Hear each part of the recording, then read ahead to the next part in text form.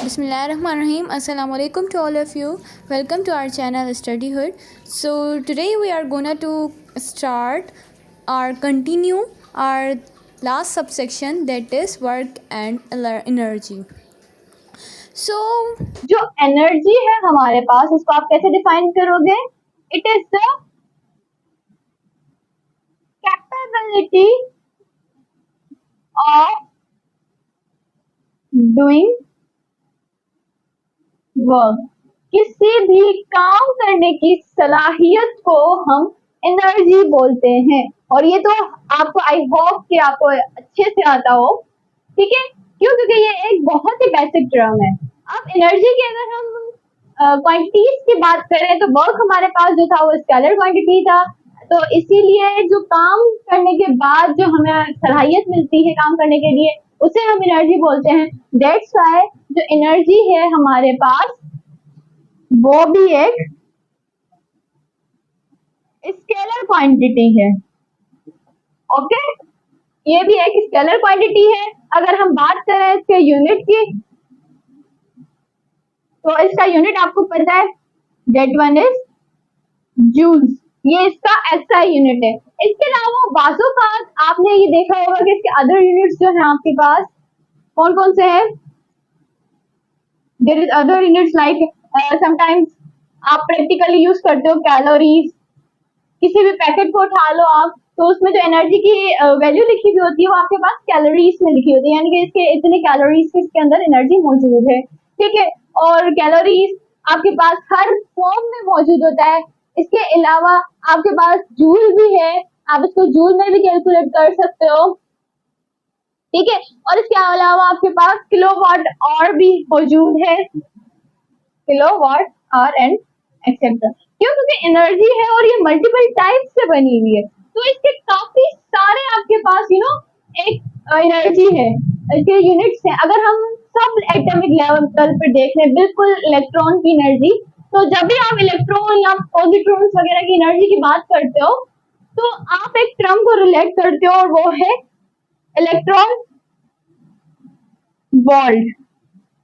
Actually ये भी एक एनर्जी का यूनिट है, यानी इससे भी आप एक एनर्जी को रिप्रेजेंट करते हो, ठीक है? अब अगर हम इसके कन्वर्जन्स की बात करें जो अक्सर हमें एमसीक्यूज में उलझाने के लिए दी जाती है, लाइक वो आपसे आस्क कर सकते हैं कि बताएं एक जूल जो है वो कितने अर्ज के बराबर, ERG अर्ज के बराबर है, ठीक है? तो जो आपके पास 1 जूल है, एक्चुअली इट इज 10 अर्ज। अब अर्ज क्या हो? Actually ERG is the unit in the CGS system. ये भी एक एनर्जी का यूनिट है, बट किसमें, कौन से सिस्टम में? स्पेशली CGS सिस्टम में, ठीक है? इसके अलावा अगर आपसे पूछा जाए कि एक इलेक्ट्रॉन वोल्ट के अंदर आपके पास कितने जूल्स मौजूद होते हैं, तो of course it is 1.6 into 10⁻⁻19 joule. ये आप किसी की वैल्यू रिमेंबर करेंगे, किसकी वैल्यू है, ठीक है? आप जरूर कमेंट्स में बताइएगा कि ये किस के पावर की बात करें, किस वैल्यू के बारे में, ठीक है? इसके अलावा आपके पास अगर वो पूछे कि 1 kilowatt hour is equals to the 3.6 into 10⁻⁶ joule, ठीक है? इसके अलावा आपके पास 1 कैलोरी जो है वो आपके पास लाइक 4.18 जूल्स के बराबर है। तो ये आपको ये कन्वर्जन्स आनी चाहिए, ये आपको याद होना चाहिए। क्यों? क्योंकि आपसे एमसीक्यूज में कभी भी आस्क की जा सकती हैं। इसके अलावा हमारे पास एनर्जी की कुछ फॉर्म्स मौजूद हैं, ठीक है, जो बचपन से हम पढ़ते हुए आए हैं। Forms, there is a various forms of energy. अब वो कौन कौन सी फॉर्म है आपके पास? Like we have mechanical energy. अब ये आप बात याद रखिएगा कि एनर्जी की मल्टीपल फॉर्म्स होती हैं, मल्टीपल टाइप्स होते हैं, इनकी कोई भी गिनती नहीं है हमारे जुबान पर, ठीक है? But mostly peoples are thinking like that के जो काइनेटिक एनर्जी और पोटेंशियल एनर्जी है यही दो टाइप्स है एनर्जी की, but they are on the wrong way. Why? Because जो मैकेनिकल एनर्जी है इसकी एक्चुअली दो टाइप्स हैं, ये kinetic energy and potential energy. Rather than ये किसी भी एनर्जी की काइंड नहीं है सिवाय मैकेनिकल एनर्जी। इसके अलावा आपके पास एक और एग्जांपल आ जाती है like light energy, heat energy, ठीक है, इलेक्ट्रिकल एनर्जी, इलेक्ट्रिकल एनर्जी। इसके अलावा आपके पास आ जाती है न्यूक्लियर एनर्जी, न्यूक्लियर एनर्जी।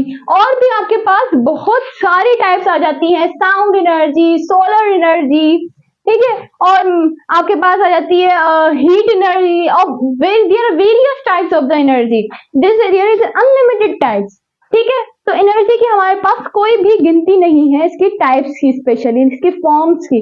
और दूसरी बात आपने क्या याद रखनी है कि काइनेटिक एनर्जी और पोटेंशियल एनर्जी मैकेनिकल एनर्जी की टाइप्स हैं, not types of the energy. Okay, so now let's talk about some energy conversions. अब यहाँ पर एनर्जी, आपको पता है कि energy is neither created and nor destroyed, as you know that. अब यहाँ पर हमारे पास एनर्जी अगर क्रिएट भी नहीं होती और ना ही डिस्ट्रॉय होती है तो क्या होती है? एनर्जी एक्चुअली कन्वर्ट होती है from one form to another form, as it you know, एनर्जी converts from one form to another, ठीक है, it is not created and nor destroyed. अब अगर हमें मैकेनिकल एनर्जी या इलेक्ट्रिकल एनर्जी में कन्वर्ट करना हो तो आपको पता है हमारे पास मोस्ट कॉमन एग्जांपल है इसकी जनरेटर, ठीक है। और अगर हम इसकी लेफ्ट से बात करें तो आपके पास एक डायनामोमीटर मौजूद है। अगर आप केमिकल एनर्जी को अगर आपको इलेक्ट्रिकल एनर्जी में कन्वर्ट करना है तो आपको पता है ये, इसके लिए हमारे पास जो मीटर मौजूद है दैट इज प्राइमरी सेल। अगर लाइट को आपने चेंज करना है इनटू इलेक्ट्रिकल एनर्जी तो आपको पता है इसके लिए भी हमारे पास मौजूद है फोटो इलेक्ट्रिक। इन केस अगर आपने साउंड एनर्जी को इलेक्ट्रिकल एनर्जी में चेंज करना है और वो आपको पता है कि आपके पास क्या होते हैं, माइक्रोफोन्स।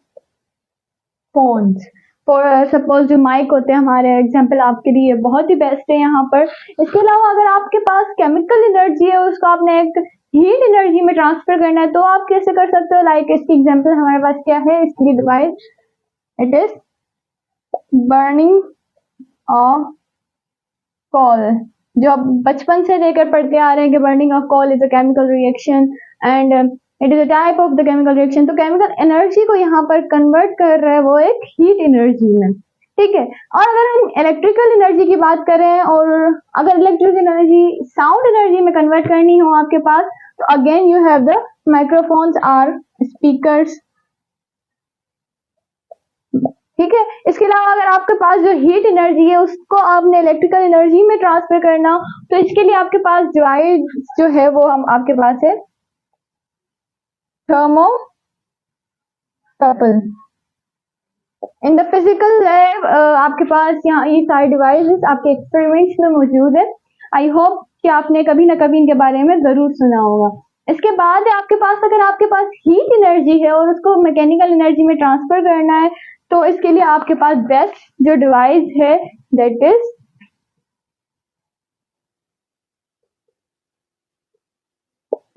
Heat engine. इसके बाद अगर हम इलेक्ट्रिकल एनर्जी की बात करें जिसकी कन्वर्जन होनी है किसमें, मैकेनिकल एनर्जी में, तो आपके पास क्या है, again you have the heat engine. Why? क्योंकि अगर आप हीट एनर्जी को मैकेनिकल में ऊपर भी ट्रांसफर कर रहे हो, इलेक्ट्रिकल एनर्जी आपके पास अगर चेंज हो रही है किसके अंदर, मैकेनिकल के अंदर, तो आपके पास क्या होगा, इसकी आप एग्जांपल ले सकते हो अपनी मोटर से। मोटर किसी भी किस्म की हो सकती है, लाइक हैंड पंप जो होते हैं, या आप कोई और मोटर ले लो सपोज कर लो, तो उसमें जो इलेक्ट्रिकल एनर्जी होती है वो कन्वर्ट होती है automatically into the mechanical energy and due to the mechanical energy जो वो उसके अंदर जो टायर लगा हुआ था वो रोटेट होना स्टार्ट कर देता है। अब अगर हम इलेक्ट्रिकल एनर्जी को ट्रांसफर करें इनटू द हीट एनर्जी तो हमारे पास आपको पता है जो हम मोस्टली विंटर्स में यूज करते हैं दैट इज हीटर्स। ठीक है, इलेक्ट्रिक एनर्जी को अगर हम लाइट में चेंज करें, दिस इज एल लाइट, तो आपके पास पता है आपको कि क्या है जो इलेक्ट्रिकल एनर्जी को लाइट में चेंज करते हैं, दैट इज बल्ब्स। तो ये थी हमारी कुछ एनर्जी कन्वर्जन्स। आपके पास नेक्स्ट टॉपिक जो है वो है आपका kinetic energy, it is again the type of the mechanical energy. तो अगर हम काइनेटिक एनर्जी को डिस्कस करें, for suppose you have a body in your hand, okay, this is any object that you are holding on your hand। आपने एक object को अपने हाथ में पकड़ा हुआ है, ठीक है, इसका जो वेट है वो आपको पता है कि वो नीचे की तरफ जा रहा होता है, ठीक है, लेकिन आपने उसको होल्ड किया हुआ against the gravity, okay, against the gravity, आपने उसको होल्ड किया हुआ अगेंस्ट द ग्रेविटी। अब यहाँ पर उस बॉडी के अंदर एक पोटेंशियल एनर्जी स्टोर हो रही है, ठीक है। इन केस अगर आप इस ऑब्जेक्ट को ड्रॉप कर दो, जब ये ड्रॉप हो रहा होगा तो ये जो इस एनर्जी के साथ ये ड्रॉप हो रहा होगा उसे हम बोलते हैं काइनेटिक एनर्जी। यानी कि जो कोई भी ऑब्जेक्ट अगर वो मूवमेंट में है तो आप समझ जाइएगा कि उसके अंदर मूवमेंट किसकी वजह से आ रही है, काइनेटिक एनर्जी। और अगर वो बॉडी जो भी है वो अगेंस्ट द ग्रेविटी है, ठीक है, उसने अपनी फोर्स अगेंस्ट द ग्रेविटी लगाई हुई है, तो आप समझ जाइए कि उसके अंदर ऑटोमेटिकली प्रोडक्शन हो रहा है किसका, पोटेंशियल एनर्जी का। तो अगर हम in the simple words kinetic energy को डिफाइन करना चाहें तो कैसे करेंगे, you can write the energy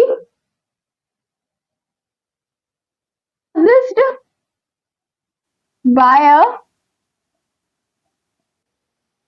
body by virtue of time is called kinetic energy. तो आपको पता है जो भी एनर्जी अगर कोई ऑब्जेक्ट पॉजेस करता है अपने अंदर but by virtue of the time, so this energy is called the kinetic energy. और आपको पता भी है इसका फॉर्मूला हमारे पास क्या है, फॉर्मूला,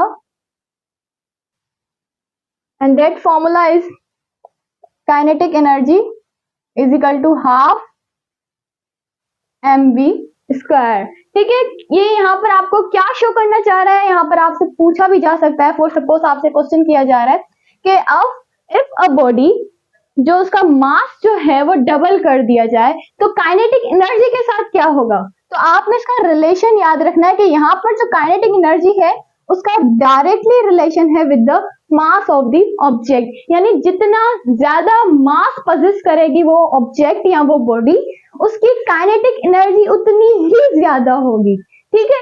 अब अगर वेलोसिटी की बात की जाए तो जो वेलोसिटी और काइनेटिक एनर्जी का रिलेशन है वो भी डायरेक्ट है, but twice of the velocity, यानी कि अगर बॉडी उसकी काइनेटिक एनर्जी डबल होती है, ठीक है, तो उसकी जो वेलोसिटी है वो 4 टाइम्स हो जाएगी। बाय क्यों, क्योंकि वो डायरेक्टली प्रोपोर्शनल तो है, ओके, बट उसने twice of the directly proportional with the kinetic energy. तो जब वेलोसिटी अगर इंक्रीज हो गया, अगर आपसे क्वेश्चन पूछा जाए कि if a body gain its velocity bye twice, उसने अपनी ट्वाइस वेलोसिटी इंक्रीज की है, तो काइनेटिक एनर्जी क्या रहेगी, वो उसकी सिंगल ही रहेगी, 1 टाइम।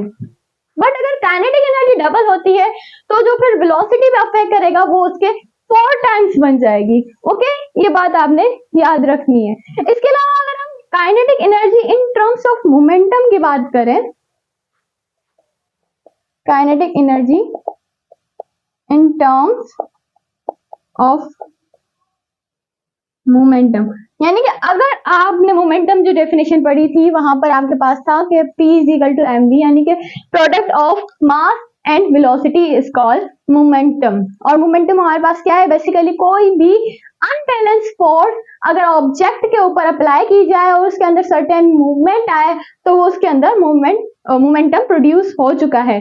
तो अब अगर आप काइनेटिक एनर्जी को रिलेट करो मोमेंटम के साथ तो आपके पास क्या फॉर्मूला बनेगा, तो फिर जो आपके पास फॉर्मूला बन जाएगा वो बनेगा kinetic energy is equal to momentum square. Momentum का जो स्क्वायर है उसके साथ वो डायरेक्टली प्रोपोर्शनल है और इनवर्सली प्रोपोर्शनल है टू इट्स मास।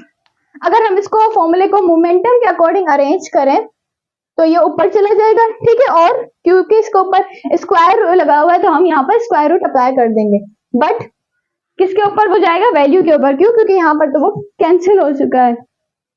तो square root 2m multiply by kinetic energy. Okay, तो ये है formula according to the kinetic energy का, according to the momentum. Okay, तो ये आपने याद रखना है। अगर हम दो बॉडीज की बात करें, for suppose you have two bodies which are moving with the equal momentum, ठीक है, जिनके पास, दोनों के पास इक्वल मोमेंटम है, फिर आपके पास क्या होगा, काइनेटिक एनर्जी का फॉर्मूला क्या होगा आपके पास, kinetic energy upon kinetic energy. यहाँ पर अगर हम इसको, क्यों, क्योंकि ये एक एनर्जी की फॉर्म ही तो है, अगर हम इसको सिर्फ एनर्जी लिख दें कि E1 E2 is equal to M2 upon M1, ठीक है, क्यों, क्योंकि ये दोनों क्रॉस जाएंगे। आप इजीली यहाँ पर देख सकते हो कि यहाँ पर अगर E2 आ रहा है तो यहाँ पर M2, यानी यहाँ पर सब्सक्रिप्ट में यहाँ पर M2, यानी कि यहाँ पर आपने जो बॉडी मास जो उसका सेकंड रखना है, सेकंड मास, और यहाँ पर इसका first mass of the body, जो फर्स्ट ऑब्जेक्ट है आपके पास, उसका मास यहाँ पर रखना है, ठीक है। तो ये आपके पास फॉर्मूला है according to the momentum. But case क्या है यहाँ पर कि if you have two bodies with equal, okay, with equal momentum, दो बॉडीज है जिनका जो मोमेंटम आपके पास है वो इक्वल होना चाहिए। अगर सपोज कर लेते हैं कि दो बॉडीज थी आपके पास हो गई, उनका इक्वल मोमेंटम भी हो गया। अब अगर आपके पास टू बॉडीज अगेन है, ओके, सबसे पहले यहां पे लिख देते हैं if you have two bodies, now उसके पास इक्वल क्या है, अब विथ इक्वल मोमेंटम। आप उसकी मोमेंटम की तो बात कर ली, सॉरी, काइनेटिक एनर्जी। अब जो उसकी काइनेटिक एनर्जी है वो इक्वल हो जाए, फिर आपके पास यहाँ पर फॉर्मूला क्या बनेगा, and the formula will be P1 upon P2 equal to M2 upon M1, but यहाँ पर अंडर रूट आएगा, ठीक है। क्यों? क्योंकि वहां पर पी स्क्वायर आप देख सकते हो फॉर्मूले में, ठीक है, पी स्क्वायर है, इसीलिए हमने यहाँ पर अंडर रूट लगाया। अच्छा, यहाँ पर एक बात याद रखिएगा कि जितना ज्यादा आपके पास मोमेंटम होगा वो डिपेंड करता है आपके मास के ऊपर, जितना ज्यादा मास उतना ज्यादा momentum in the case of two equal bodies with equal kinetic energies, ठीक है। अगर आपके पास दो इक्वल आपके पास जो थी, so in the case of having the same two bodies with equal momentum, तो यहाँ पे जो काइनेटिक एनर्जी आपके पास मौजूद होगी, it is inversely proportional to the masses of these bodies, ठीक है। तो आपने ये रिलेशंस इनके याद रखना है, क्योंकि इन रिलेशंस के अकॉर्डिंग ही आपके पास एमसीक्यूज आ सकते हैं। इसके बाद अगर हम बात करें, जो नेक्स्ट टॉपिक है हमारे पास वो है हमारा पोटेंशियल एनर्जी। तो अभी अभी हमने जैसा कि डिस्कस किया कि पोटेंशियल एनर्जी जो थी वो, अगर आप उस बॉडीज को अगेंस्ट ग्रेविटी ले जाओ और उस बॉडी में अगर कोई एनर्जी स्टोर हो जाए तो उसे हम बोलते हैं पोटेंशियल एनर्जी। तो now let's write its definition. So if body stores energy due to its position, क्यों? क्योंकि वो वहां पर वो जो पोजीशन थी उसकी वो क्या थी, अगेंस्ट द ग्रेविटी। तो इसी तरह से कोई भी पोजीशन हो सकती है। लेट सपोज आप एक पोजीशन कंसीडर कर लो कि दिस इज अ माउंटेन और अ हिल, और यहाँ से एक बॉडी ने स्लाइड होकर जाना। तो जब बॉडी यहाँ पर मौजूद थी तो इसके अंदर एक पोटेंशियल एनर्जी प्रोड्यूस हो गई अकॉर्डिंग टू इट्स पोजीशन। अब जब ये स्लाइड डाउन होगी तो यहाँ पर इसकी काइनेटिक एनर्जी इसके पास वापस आ जाएगी। तो आपने ये बात याद रखनी है कि अकॉर्डिंग टू द पोजीशन, अब वो उसकी पोजीशन पर मैटर करता है कि उसके अंदर जो पोटेंशियल एनर्जी स्टोर हो चुकी है या प्रोड्यूस हो चुकी है वो किसके अकॉर्डिंग प्रोड्यूस हुई है। अब अगर हम इसके फॉर्मूलाज की बात करें तो हमारे पास जो पोटेंशियल एनर्जी है उसकी कुछ कैसेस आते हैं, कुछ टाइप्स आती हैं फॉर्मूलाज से पहले। तो इसकी सबसे पहली टाइप्स पहले हम डिस्कस करेंगे इसकी टाइप्स को, ठीक है। अब जो सबसे पहली टाइप है हमारे पास वो है, सबसे पहली है हमारे पास इलेक्ट्रिकल पोटेंशियल एनर्जी। आपके पास सबसे पहली टाइप क्या है? Electrical potential energy. अब यहां पर क्या होगा, यहां पर आपके पास जो फील्ड मौजूद है इज इलेक्ट्रिकल, यानी कि उस पोजीशन, जिस पोजीशन पर वो ऑब्जेक्ट मौजूद है या जिस फील्ड में वो ऑब्जेक्ट मौजूद है वो फील्ड आपके पास इलेक्ट्रिकल फील्ड है। ओके, तो अगर वो फील्ड इलेक्ट्रिकल फील्ड के अंदर मौजूद है पोटेंशियल एनर्जी, तो this energy is called as the electrical potential energy. अब दूसरी हमारे पास कौन सी टाइप है? Second type is elastic potential energy. Let's suppose a body which is in the field of any elastic condition. तो अब जो बॉडी है वो किसी भी इलास्टिक कंडीशन की फील्ड में मौजूद है, तो ऐसी इस पोजीशन के अंदर जो एनर्जी प्रोड्यूस करेगी बॉडी, ऐसी प्रोड्यूस्ड एनर्जी को हम बोलेंगे elastical potential energy. And the last but not the least हमारे पास इसके अलावा जो है वो हमारे पास आ जाती है ग्रेविटेशनल पोटेंशियल एनर्जी। अब नाउ ग्रेविटेशनल पोटेंशियल एनर्जी जो अभी अभी हमने डिस्कस की, जो ग्रेविटी के अगेंस्ट थी, ठीक है, जो अभी अभी हमने एग्जांपल डिस्कस किया about a person who is holding a ball or object in his hand, तो जो उसके अंदर जब वो होल्ड की गई थी उसको, तो उसके अंदर जो पोटेंशियल एनर्जी प्रोड्यूस हुई वो थी हमारे पास ग्रेविटेशनल पोटेंशियल एनर्जी। क्यों? क्योंकि यहाँ पर जो फील्ड थी हमारे पास, फील्ड इज अबाउट ग्रेविटी, यानी कि यहाँ पर जो पोजीशन प्रोड्यूस हुई, यहाँ पर जो फील्ड प्रोड्यूस हुई हमारे पास, वो ग्रेविटी की वजह से प्रोड्यूस हुई, ग्रेविटी के बारे में प्रोड्यूस हुई, ठीक है। अब ग्रेविटी कहाँ तक आ सकती है? आपको पता है कि let's suppose this is our earth, ठीक है, तो अंडर आपको पता है ये इसके इर्द गिर्द एक हमारे पास एक ग्रेविटेशनल सरफेस मौजूद है, यानी अगर उस सरफेस को अगर कोई ऑब्जेक्ट क्रॉस करता है तो उसके अंदर कोई भी वो उसके अंदर ग्रेविटी की फोर्स अप्लाई नहीं हो सकेगी। अगर इस सर्टेन अमाउंट के अंदर, इस ग्रेविटेशनल सरफेस के अंदर रहते हुए अगर कोई बॉडी जो है या कोई ऑब्जेक्ट जो है वो अर्थ के रेडियंस से, सबसे पहले तो उसकी आपने बात क्या याद रखनी है कि उसकी जो हाइट है which is much lesser than the radius of the earth, ठीक है, उसकी जो हाइट है रेडियस ऑफ द अर्थ।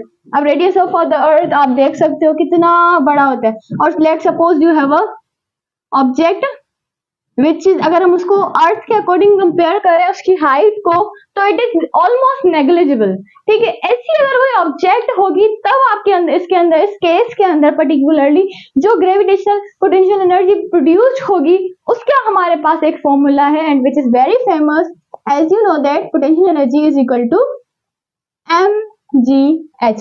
यानी कि अगर आपने इस कंडीशन में रहते हुए किसी भी बॉडी की पोटेंशियल एनर्जी फाइंड आउट करनी है, रिमेंबर दैट कैसे हमारे पास क्या है कि उसकी जो हाइट है, उस ऑब्जेक्ट का जो डिस्टेंस है, आप हाइट बोलो, तो वो अर्थ के रेडियस के अकॉर्डिंग उनके कंपैरिजन में बिल्कुल नेग्लिजिबल हो, बिल्कुल ना होने के बराबर हो, तभी आप ये फॉर्मूला अप्लाई कर सकते हो। अगर आपके पास इतना बड़ा कोई सरफेस मौजूद है, like you have a planet, अगर आप उसकी पोटेंशियल एनर्जी फाइंड आउट करना चाह रहे हो, तो this formula will not applicable for that condition, ठीक है। अब इसके अलावा हमारे पास जो सेकंड आपके पास आ जाती है पोटेंशियल एनर्जी की kind, and that is absolute potential energy. Now what about the absolute potential energy? अगर आप किसी भी पोटेंशियल एनर्जी को, लेट सपोज कोई भी पोटेंशियल एनर्जी आपके पास मौजूद है, ठीक है, सपोज करते हैं एक केस को, अगर आप उसको कंपेयर कर रहे हो उसकी ग्रेविटेशनल फील्ड से, जो भी उसके अंदर मौजूद है जिस with respect to its infinity, तो जो फिर आपके पास पोटेंशियल एनर्जी आएगी वो आपके पास आएगी एब्सोल्यूट पोटेंशियल एनर्जी। यानी लेट सपोज करते हैं हमारे पास यहाँ पर एक ऑब्जेक्ट मौजूद था, for suppose this is the point A, okay. अब यहाँ पर जो ऑब्जेक्ट है और आपके पास यहाँ पर एक और ऑब्जेक्ट मौजूद है, अब आप इन दोनों को कंपेयर कर रहे हो, तो इस कंपैरिजन के दौरान जो आपके पास पोटेंशियल एनर्जी फाइंड आउट होगी, it will call the absolute potential energy. और इसका फॉर्मूला जो है हमारे पास वो ये है, potential energy is equal to minus G small F, पहली बॉडी का मास और mass of the earth divided by its radius. किसका रेडियस? अर्थ का रेडियस, ठीक है। तो ऐसे केसेस के अंदर आपके पास जो एब्सोल्यूट पोटेंशियल एनर्जी का कैलकुलेट करने का फॉर्मूला था वो ये था, ठीक है। आई होप आपको पोटेंशियल एनर्जी स्पेशली इजीली से मेमोराइज हो चुका होगा। आपको और कुछ नहीं करना, जस्ट इसके जो रिलेटेड फॉर्मूलास मौजूद हैं और जो कंडीशंस, जो रिलेशंस इसमें मौजूद हैं, लाइक जो हमने अभी भी रिलेशन पढ़ा था काइनेटिक एनर्जी के केस में, कि अगर आपके पास जो मास है वो डबल हो जाए, कोई भी कंडीशन आपको उठा के वो दे सकते हैं, और फिर बताएं कि इसकी काइनेटिक एनर्जी आपके पास कितनी होगी, डबल होगी, हाफ हो जाएगी, या वो 4 टाइम्स हो जाएगी, या बिल्कुल नेग्लिजिबल हो जाएगी। तो आपने अगर कॉन्सेप्ट क्लियर किया हुआ होगा तो यू कैन आंसर इजीली कि वो ऑटोमेटिकली डबल हो जाएगी, ठीक है। इसी तरह से पोटेंशियल एनर्जी में भी हमारे पास केसेस मौजूद हैं, या आप बोलेंगे टाइप्स मौजूद हैं, और इसके अकॉर्डिंग आपके फॉर्मूलाज भी मौजूद हैं। इससे रिलेटेड आपकी न्यूमेरिकल्स मल्टीपल्स बन सकती हैं। There is a number of numericals for this topics. So the next topic which is related with the work is power. अब अगर आपसे पावर को सिंपल लफ्ज में बयां करने को बोला जाए तो you are able to explain कि आपके पास किसी भी काम करने की सलाहियत, अगर आपके पास उसकी हिम्मत मौजूद हो तो उसे हम पावर बोलते हैं। But what about the physical explanation या डेफिनेशन?